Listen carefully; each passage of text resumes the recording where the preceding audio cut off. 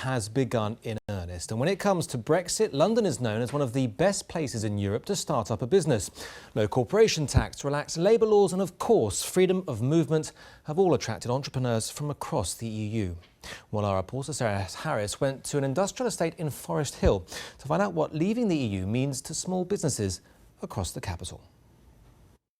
3 men, all born in different European countries, who set up businesses on the same industrial estate in south-east London. But when it comes to their views on Article 50 being triggered, they're going their different ways. He may have been born in Cyprus, but John Mehmet considers himself a proud Briton. He sells his products all over the world and says he was offended when Leave voters like him were told they didn't understand the issues. The people that don't understand are the people that voted to actually stay in. They're the people that don't understand what it is to be independent, free, world markets that are there waiting for you to get out off your backsides and get out and find it. John is actively looking to sell his inventions all over the world.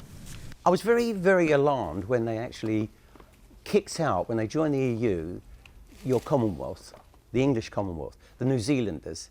We bought butter. The Australians, we bought lamb. New Zealand, the wines. So all these friendly Commonwealth countries were now left to go by the wayside.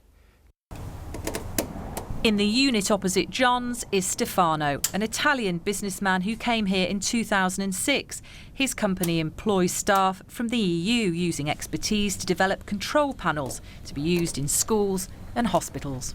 I am more worried for the short term. I'm positive about the long term. Surely there will be the trade agreements that I'm hoping really the government will establish will eventually benefit the economy and in a domino effect will benefit our business. Next door on Forest Gate Industrial Estate is Ingo. Born in Germany, he's been in London for 20 years with his specialist company London Mosaics growing every year.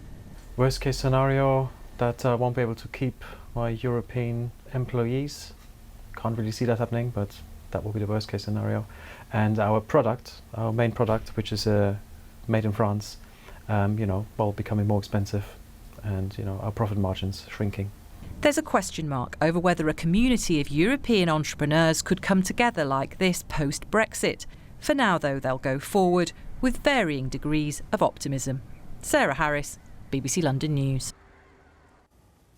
Now, staying with Brexit, the Mayor of London has used his trip to France today to repeat his calls for the Prime Minister to guarantee the status of 1 million EU citizens living here in the capital.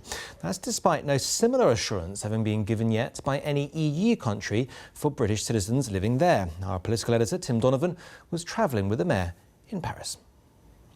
The Mayor's come to Emmanuel Macron's headquarters here in Paris, the front runner in the French presidential campaign. The Mayor thought it was important to be out of London, to be in the French capital, to make the point in how much he thinks he may have to be out there promoting London in the coming weeks and months after Brexit. He does fear that there will be businesses that up sticks and leave. He fears there may be inadequate access, a substitute for the single market. He doesn't accept that London won't be able to influence what's going on in the negotiations. He says it will have a big voice. I think the Mayor of London, which is the job I hold, as indeed the leaders of Scotland, Wales, Northern Ireland, but the regions across England, have a huge role over the coming period to make sure our government understands what our needs are. But also many of us have excellent relations with leaders of cities, with leaders of countries, dare I say it, but also with members in the European Union. And I'll use whatever influence I have and London has to make sure that the good faith stays. And one of the best things our Prime Minister could do today is to give a cast iron guarantee to the 1 million Londoners, and they're Londoners, by the way, who are EU citizens from France, Germany, Poland, Greece, Bulgaria, Romania, all across the EU, who've made London their home. who are raising their families here and who are uncertain about their future. Sadiq Khan shared a platform with the Parisian mayor Anne Hidalgo a little earlier. Theirs was a joint initiative on air pollution, how to give people more confidence that they are buying the least polluting vehicles. The issue of air pollution and air quality is just one of those issues that the Mayor of London, Sadiq Khan, feels will suffer as we move out of the EU, and there will be a loosening of regulation. The other big thing he's been asking for today is clarity about the status of EU residents in the capital. That is something, a cast iron guarantee, he'd like to be given now. Our political editor Tim Donovan reporting there from Paris. Now, in other news, a man has died after being attacked by his own Staffordshire Bull Terrier in his own home. His cause of death, a bite to the throat. Well, the attack happened in Wood Green in North London, from where our reporter Dan Freeman has just sent this report. Well, the 41-year-old has been named locally as Mario Peravoitis. Neighbours say the dog's name, the Staffordshire Bull Terrier involved, was called Major.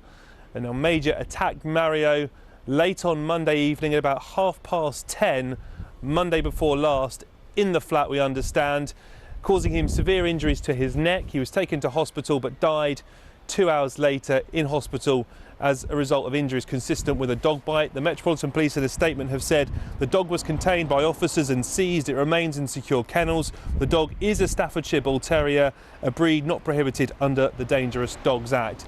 Now, there has been some speculation that a BBC documentary crew were in attendance at the time. We've just had a statement through from the BBC press office. I can bring it to you. A crew making a BBC documentary were present, they confirm, but not filming at the time of the incident, and called an ambulance. Given the ongoing inquiries, it would not be appropriate to comment further. Now, in addition to what we already know, we also know that there is an antisocial behaviour closure order taped to the front of that block of flats behind me, which stipulates and singles out Mario Peravoitis as someone who'd had a banning order put in place on his property due to antisocial behaviour that had been taking place there, and prohibits him from receiving visitors from the 22nd of February this year for 3 months. Dan Freeman reporting there from Wood Green.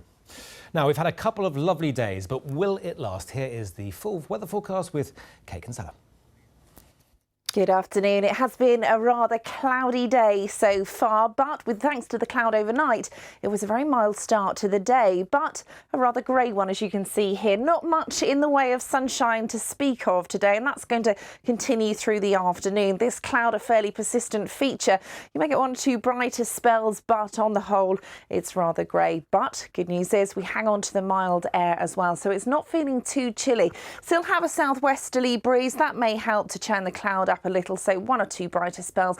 The temperature unaffected by this cloud, though, 16 or 17 Celsius as a maximum. Now, overnight tonight, still the cloud, perhaps some light showers just blowing through as well, but many places staying dry. That rain fairly light. The minimum temperature, again, it's going to be mild tonight, dropping down double figures in towns and cities between 10 and 11 Celsius. So as we head into Thursday, chance of a spot of rain towards the north and west of London. Elsewhere, it's a fairly bright start. Brighter day tomorrow, perhaps 1 or 2 sunny spells in the afternoon, but the breeze is a southerly. It drags in some warmer air, potentially the warmest day of the week so far. Tomorrow we're looking at 20-21 Celsius by the end of the day. All change, I'm afraid, for Friday. This cold front finally manages to sneak through. We could get some showers on that, but what it does do is introduce some slightly fresher air. So it's a fresher feel to the day on Friday, and that lasts into the weekend as well. Still expecting some showers for Saturday, but drier spells, sunny spells between them. Some sunny spells, but drier weather for Sunday. Well, that's about it from me. Remember, though, much more on all of our stories on our website at the usual address. Riz will be here with our 6:30 evening programme, of course. But now, from everyone on the Lunchtime team, do have a very good afternoon.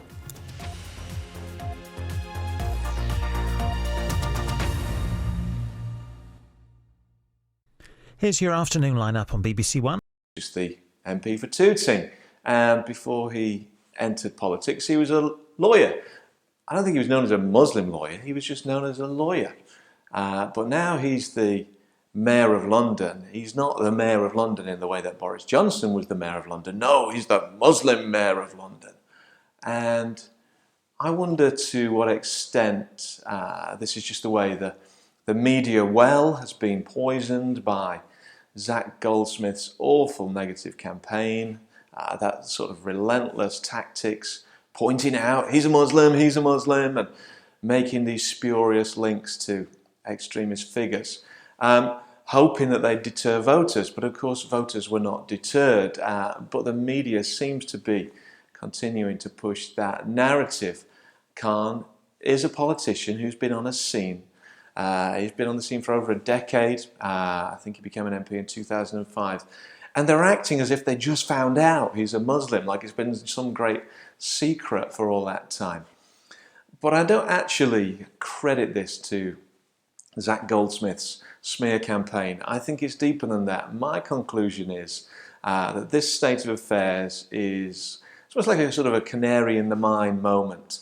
And when we realise that we're far from functioning as a truly pluralist society, just look at those headlines. I mean, here's our oh-so-tolerant media being taken aback when somebody who served in the public eye for quite some time has now been elevated to a position of significant power. The subtext seems to be that these commentators are comfortable with someone who's a Muslim being part of the general landscape of our nation, but somehow shocked when a person from that culture and community is chosen by the electorate over a white secular candidate. I wonder, therefore, to what extent this is also a discourse about faith in public life and public office. People get nervous about religion and politics mixing. That's understandable. Faith is a powerful force in the world. Yes, it unites, but it also divides. Faith very often moves people to do wonderful things and act in wonderful U.S. this year. Chuang granted a preliminary injunction prohibiting the enforcement of the travel ban nationwide pending further orders from the court. He declined to stay the ruling should an emergency appeal be filed. The White House did not immediately respond to the Maryland ruling. The Wednesday ruling came from U.S. District Judge Derek Watson in Honolulu, who rejected the government's claims that the travel ban is about national security, not discrimination. Watson also said Hawaii would suffer financially if the executive order constricted the flow of students and tourists into the state, and that Hawaii was likely to succeed on a claim that the ban violates First Amendment protections against religious discrimination. Watson criticized what he called the illogic of the government's arguments and cited significant and unrebutted evidence of religious animus behind the travel ban. He also noted that while courts should not examine the veiled psyche and secret motives of government decision-makers, the remarkable facts at issue here require no such impermissible inquiry. For instance, there is nothing veiled about this press release. Donald J. Trump is calling for a total and complete shutdown of Muslims entering the United States, Watson wrote, referring to a statement Trump issued as a candidate. Trump called the ruling an example of unprecedented judicial overreach and said his administration would appeal it to the U.S. Supreme Court. He also called his new travel ban a watered-down version of the first one, which he said he wished he could implement. "We're going to win. We're going to keep our citizens safe," the president said at a rally in Nashville. "The danger is clear. The law is clear. The need for my executive order is clear." If the administration seeks an emergency stay of Watson's decision at the Ninth Circuit, the matter would be heard by different judges from the three who ruled on the case last month. That's because the panel of judges assigned to such cases rotates every month, said court spokesman David Madden. The Ninth Circuit on Wednesday declined to reconsider the 3-0 decision not to reinstate the original ban. In a dissent, 5 judges said they considered that decision incorrect and wanted it vacated. Whatever we, as individuals, may feel about the president or the executive order, the president's decision was well within the powers of the presidency, Judge J. Bybee wrote for the 5. Watson issued his ruling less than 2 hours